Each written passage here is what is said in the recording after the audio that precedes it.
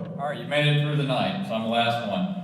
I'm Scott Martin from the Parklands. I'd like to start with my personal experience. I started off as a park ranger for the National Park Service, and we always got the best questions at Petersburg National Battlefield, one of which was, why were all Civil War battles fought in national parks? Let that germinate in your head and think about how you come back to a response to that. But it leads us to the fact that these parks, be they national, state, or local, are economic engines for the regions in which they live. And Louisville is blessed in many respects because Olmsted did this about 100 years ago. And what's neat is where you are sitting right now is the fact that we're doing it all over again. And folks, 100 years from now, are going to look back at us of all strange things and say, wow, how do these guys do it? And the reason we're doing it is what we're doing is timeless. What do y'all think the #1 recreational activity was in the 1880s in the United States? There's a big cheat sheet up there. Walking, right. And then that feels real edgy now. It feels real cool to be able to say that. Anyone want to guess what the #1 recreational activity of today is? Walking. Walking is it, guys. There's nothing fancy or sophisticated about what we're doing out here. It's a timeless commitment to outdoor public gathering, which has defined what urban life means, not only in Louisville, but the United States. And so the Highline's a great example of how we give it a 21st century twist. The other thing we know is that parks make cities. Yell out, what park is that? Central! Can any of y'all imagine living in Manhattan? I usually stop there. Without Central Park. This park only happens because it went in ahead of development. That's the biggest Olmsted lesson to all of us, is you make that happen by getting ahead of it. Because having the space is one thing, and that's a shot of Floyd's Fork, and that's great. But there are different things you can do when they become public parks, because in America we have a small d democratic association with parks, where we don't evaluate your income, your wealth, your sex, your race when you come to the park. Instead, rather, our goal is to turn that into that. Because it's the gathering, it's the activation of these public places which makes communities really cool to live in. And we all know that. Think of the parks you frequent on a daily basis. They're special because of the human activity that occurs in there. The challenge for us, of course, is how do you balance that with the nature that you want to balance.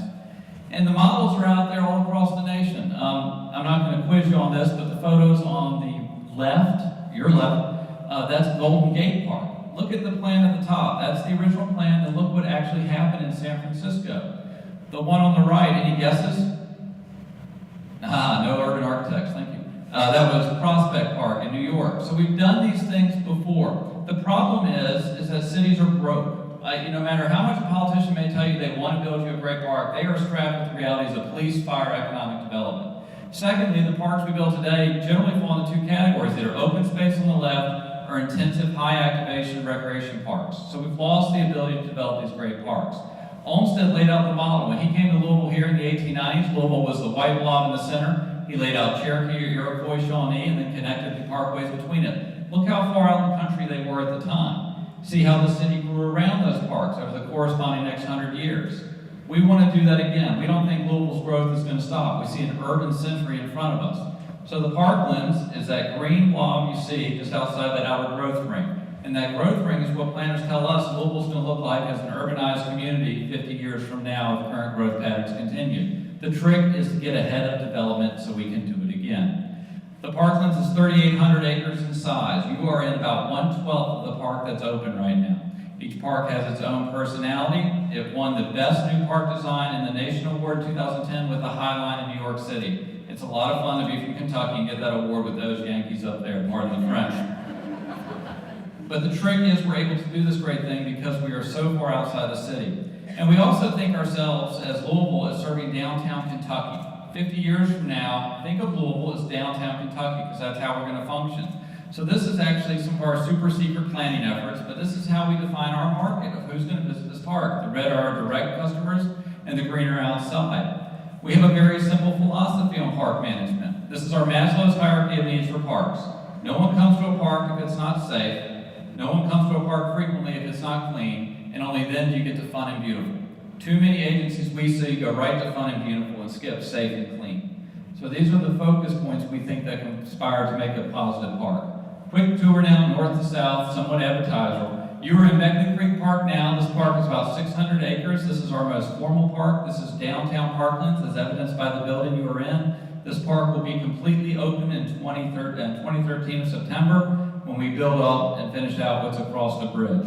Continuing south, we have Pope Lake Park, that's Taylorsville Road, each park named after a tributary of Floyd's Fork. This is a traditional soccer park, but it also contains over 7 miles of new recreational trails, both hard surface and soft surface, all along Floyd's Fork. That will open in September of 2013 as well.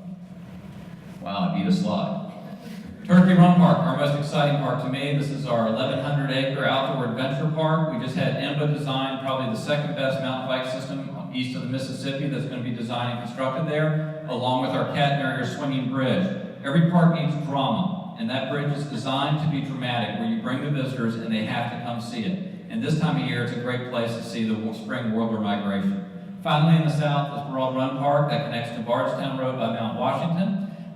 About 22 waterfalls in it, and it'll function a lot like this park in that we're serving the rapidly growing communities of Glen Mary, Mount Washington, and think about 50 years from now what that Bardstown corridor is going to look like. It's going to be heavily urbanized.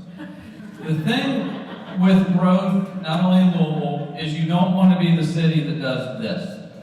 And how we manage all the infrastructure that goes with this is important. But what we want to swing back with is not a shot that looks like this, but rather the next image that we think portrays a much better future for Louisville, and that's one of a life that you can consume and experience. And this is a life that we know, and I hope I've demonstrated to you tonight, is a timeless economic competitive advantage that'll make us beat the snot out of Nashville, Indianapolis, and other cities that shall remain unnamed. Thank you all very much for listening.